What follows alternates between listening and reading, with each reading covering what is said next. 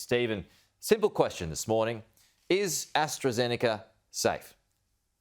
So every vaccine has a risk, but I'm going to get the AstraZeneca. I haven't had it yet because I've had a flu vax and you can't have it within a particular window of that.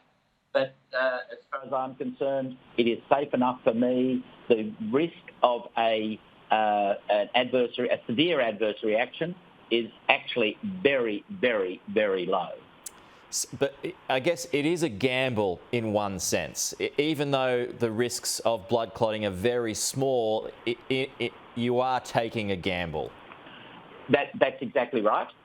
Every vaccine has a risk and we can't deny that. But don't forget that for every 100,000 people who arrive in Australia, go into hotel quarantine, there are 5 breaches of the quarantine to date. So although we've got no COVID circulating right now, there's going to be another breach of quarantine.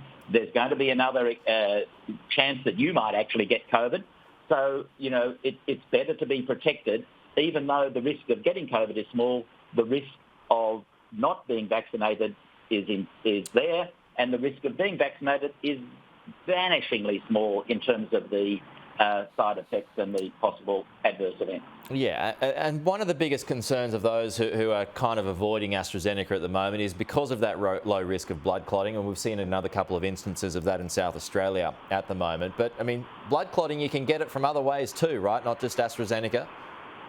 That's exactly the issue, Peter, that there's a background rate of blood clotting in the general community. We've done about 3 million doses of vaccines, both AstraZeneca and Pfizer. So there's been millions of AstraZeneca doses administered. And so there's going to be an ordinary risk of clotting anyway. And so what the analysis has to be is, can we say that this clot was associated with the vaccine rather than just an ordinary thing that would have happened anyway? So it is complex. And yes, we know there's a risk, and yes, we know there's a risk of clot. But on the other hand, there's great benefit to you, to me, to being vaccinated now rather than waiting until sometime next year. Yeah, but when the Federal Health Minister says, and he urges people over the age of 50 to go and get an AstraZeneca jab, but if you don't want it, you can wait for, say, the Pfizer or the Moderna jabs later on in the year. That's not exactly helpful, is it? I think it was actually irresponsible, Peter. The advice from all the epidemiologists, all the public health people, is get vaccinated now. I looked at that advice, I listened to that advice, and I thought it would be irresponsible of me to follow that irresponsible advice. I am going to get AstraZeneca. I mean, what would be the point of that? I mean, suggesting, well, if you don't like the AstraZeneca, you can get something later on. It flies in the face of what most people are saying at the moment.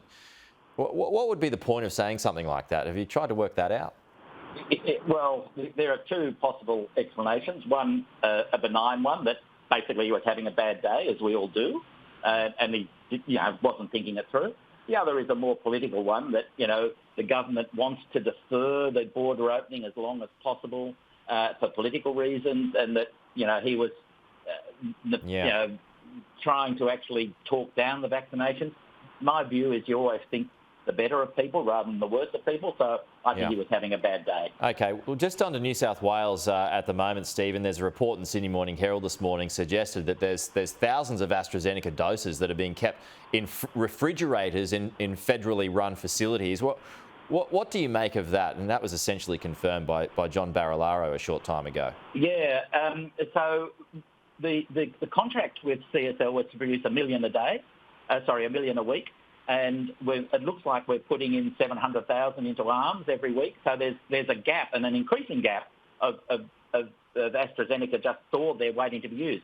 We should be running a campaign right now to say, if you're over 50, front up and try and get your vaccine right now because it's there, available. There's no wait in these mass vaccination centres. You can get it anywhere. So basically that's what we should be doing, and we should be doing that all the time, getting people vaccinated right now. The Brits had a very successful campaign that was run by the NHS. You had Michael Caine and Elton John that were involved in that. Is that something that you think might be needed in this instance? We have done some fantastic health promotion campaigns in this country. stretching back decades, the Norm campaign, the anti-smoking campaign. We know how to do it. We should actually get the best minds into running a really great campaign to get those numbers, those vaccinated numbers up. I mean, would you like to see? I mean, people have different views of celebrities and whether they actually sell things or not. People might just shun that. But what sort of an effective? What would be something that might convince people to go and take something up, Stephen? Peter, I'm not a marketing expert. Yeah. I'm not going to say, this is how I think you should do it. I'm an economist. So, I want to use the experts. We have great people who know what they're doing. We should be using them to actually fix this. All right, but something is needed, right? A decent marketing campaign, something a bit extra is needed to pick up that shortfall. Because as John Barilaro said, it's the demand at the moment. The issue is more with demand than supply. Exactly. So when you look at the projections, at the current rate of vaccination, we're not going to be vaccinated till the end of 2022. This is just not on. We should actually be trying to change that so we get more done. The vaccines are there now. It's not like it was a month ago. So we should be actually getting people out and getting the jab into their arms. So is that your forecast, Stephen, that we won't all be vaccinated until the end of next year? At the current rate, November 2022. So, that's way beyond even the budget projection.